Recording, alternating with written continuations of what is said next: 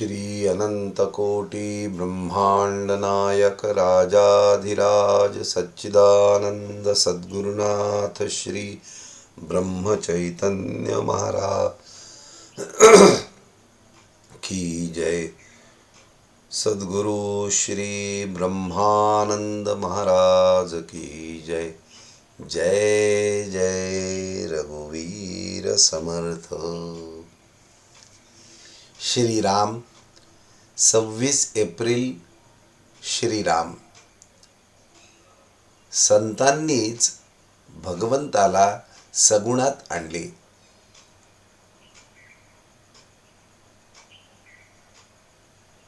सगुणात आणले म्हणजे काय?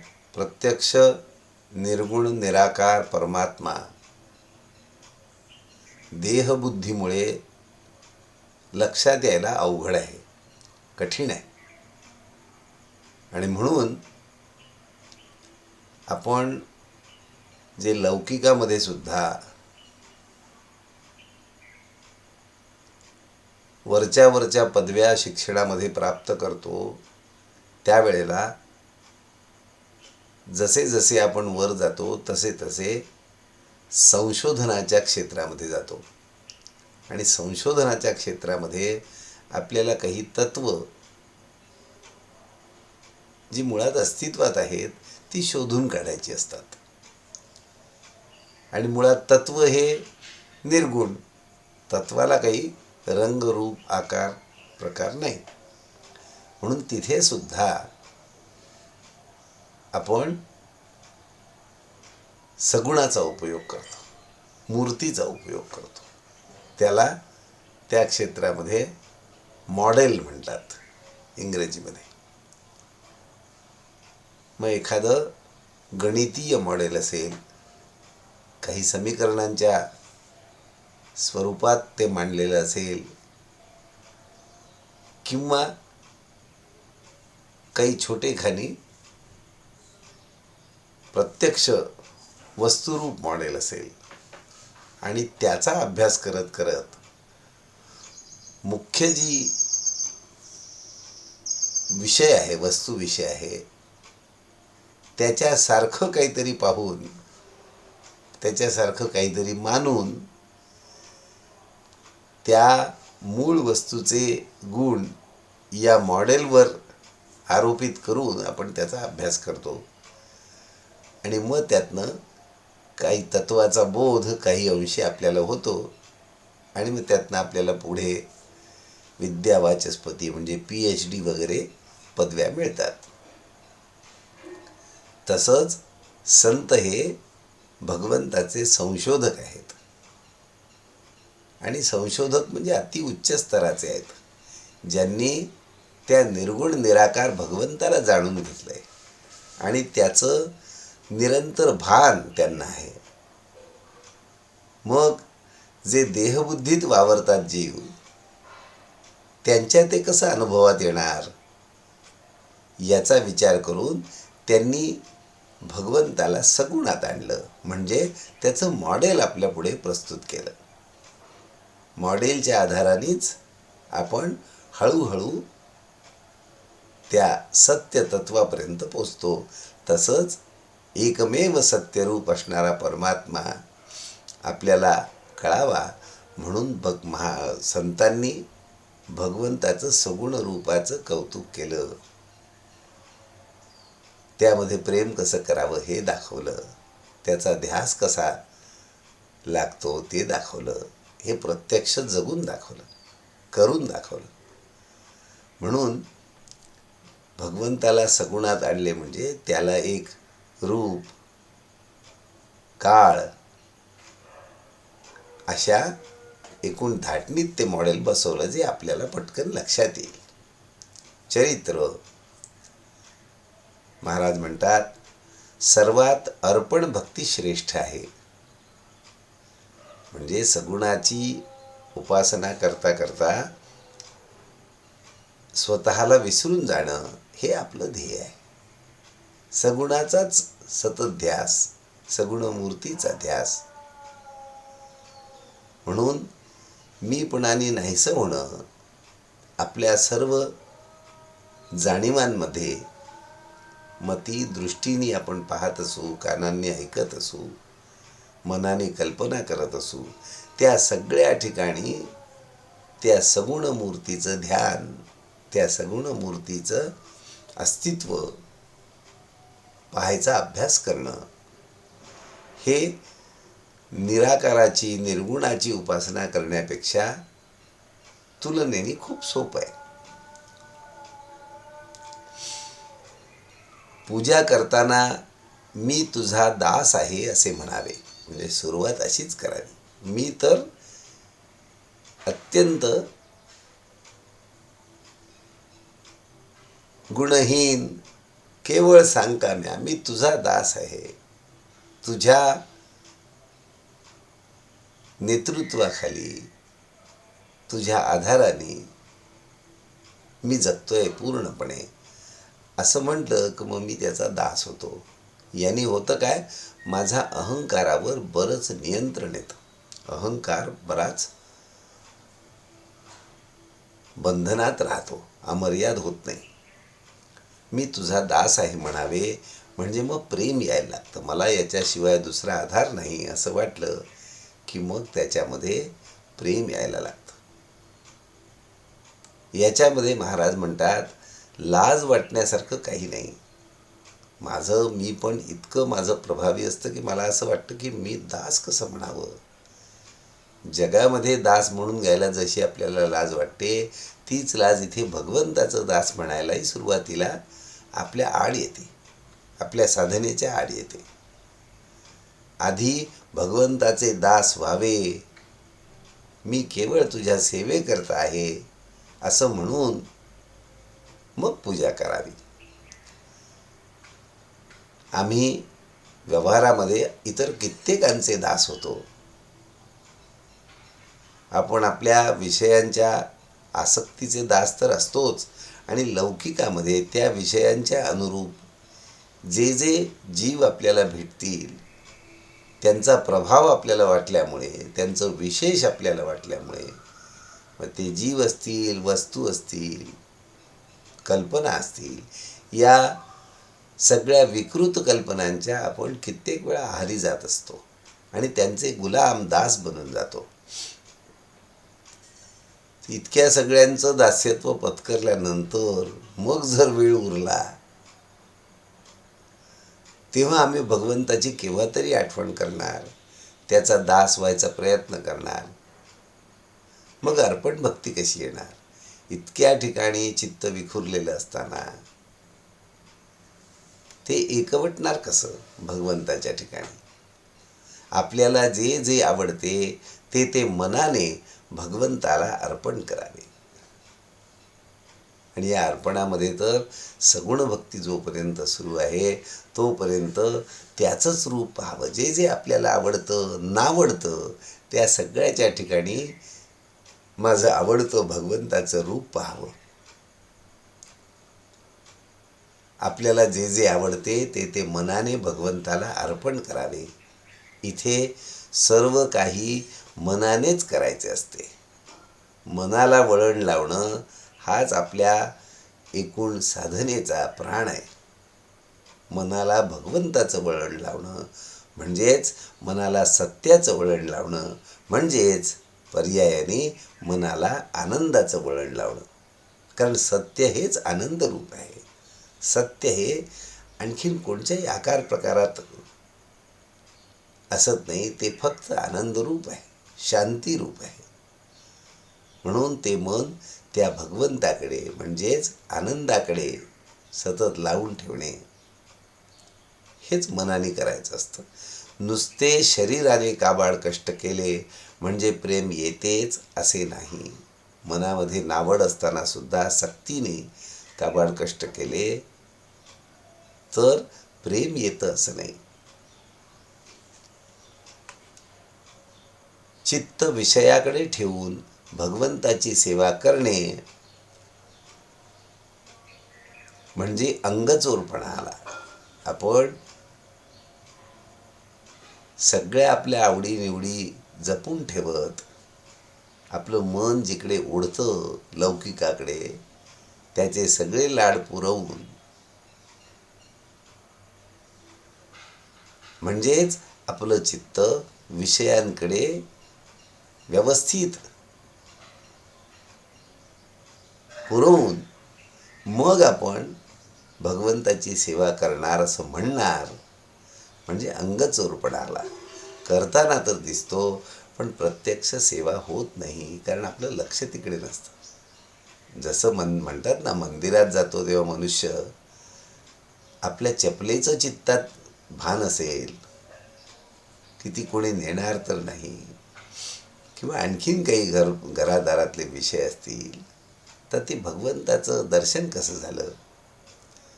म्हणून असा अंगचोरपणा करू नये, झोकून द्यावं सर्वार्थाने, सगळीकडचं चित्त काढून घेऊन.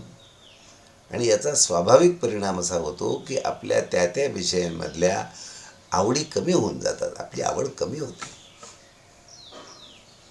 आपल्याला ते नीरस वाटायला लागतं. भगवंताकडे मन लागायला सगुण उपासना उत्तम होय. सर्व लोक या ना त्या रूपाने सगुणाचीच उपासना करणारे असतात.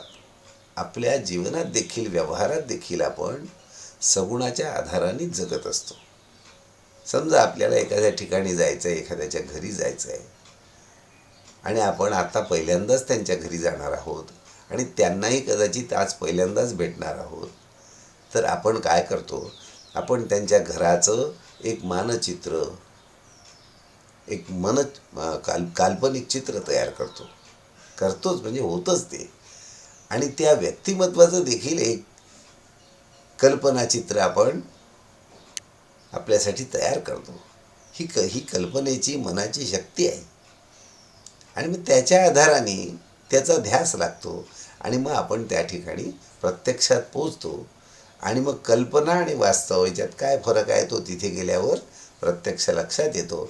मग आपण आपली कल्पना तेवढी दुरुस्त करून घेतो, त्या ठिकाणाबद्दलची, परिसराबद्दलची, त्या वास्तूबद्दलची आणि त्या व्यक्तीबद्दलची.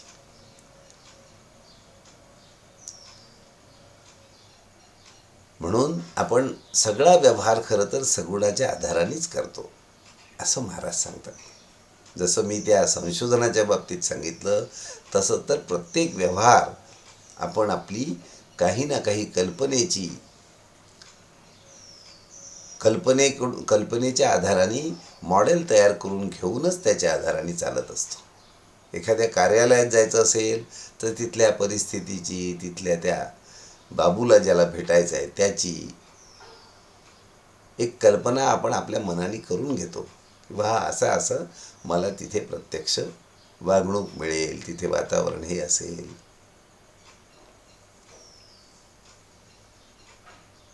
मग महाराज काय म्हणतात, मग काय असावं, भगवंताच्या उपासनेमध्ये, सगुण उपासनेमध्ये ठरलेली वेळ आणि ठरलेले साधन असावे, म्हणजे त्यामध्ये प्रेम येते.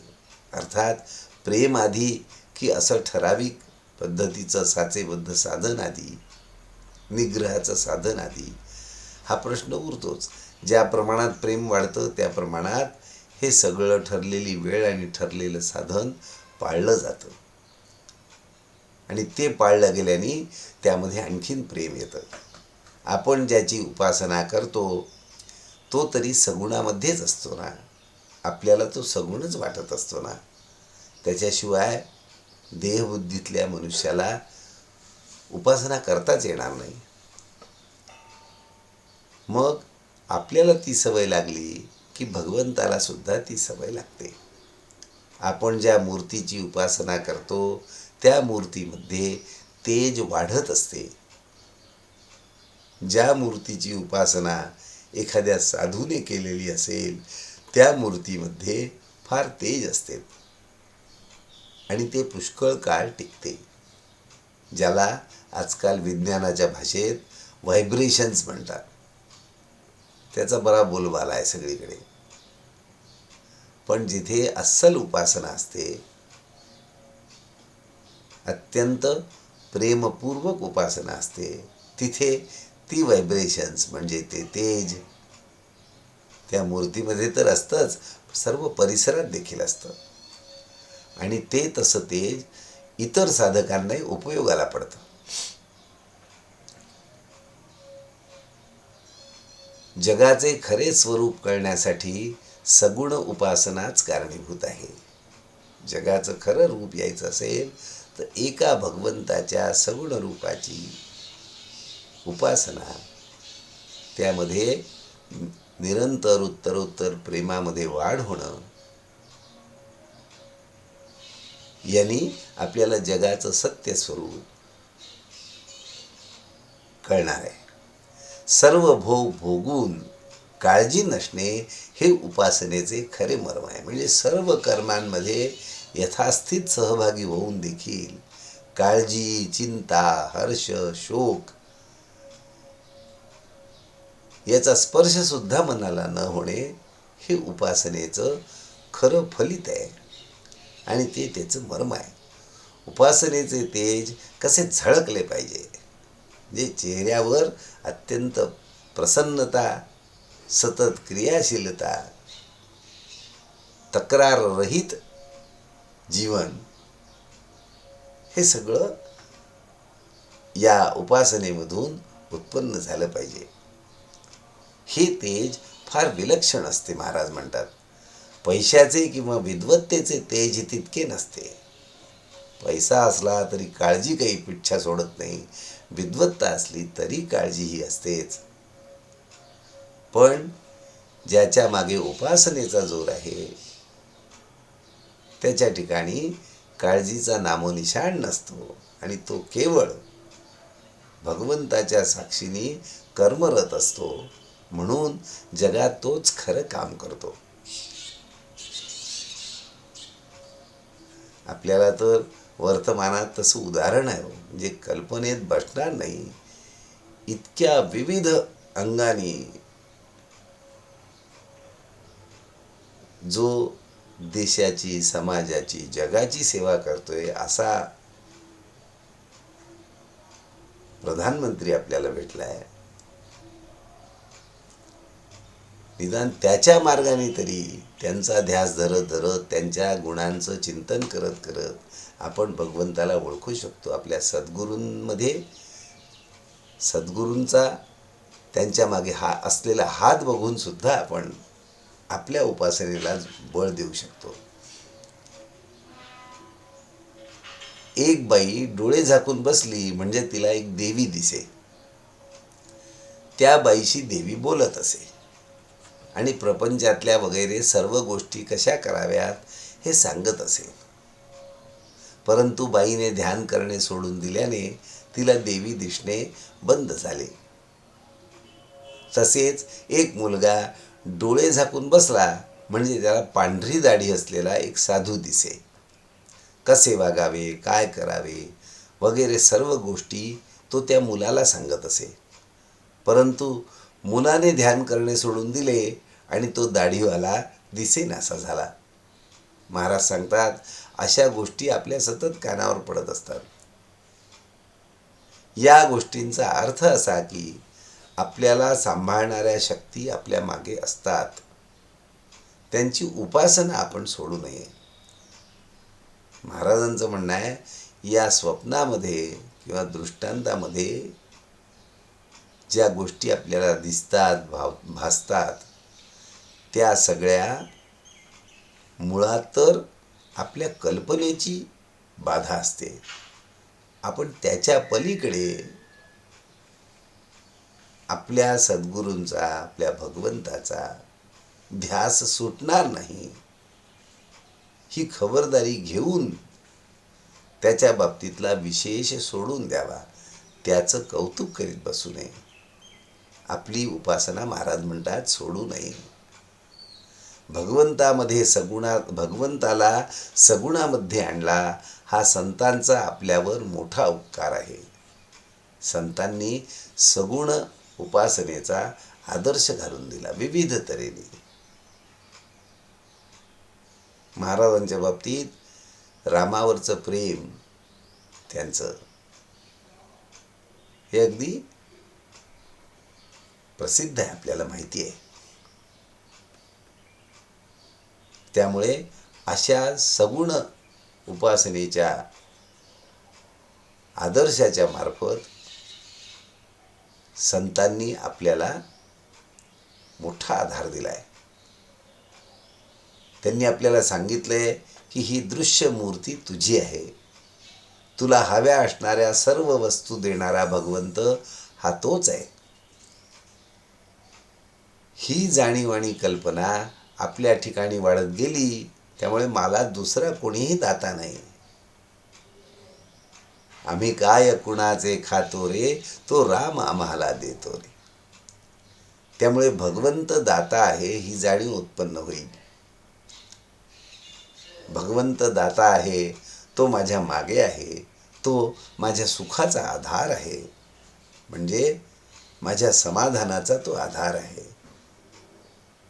मला सर्व दुःख, काळजी, चिंता यापासून सुरक्षित ठेवणारा तो माझा आधार आहे, तो माझे कल्याण करणारा आहे.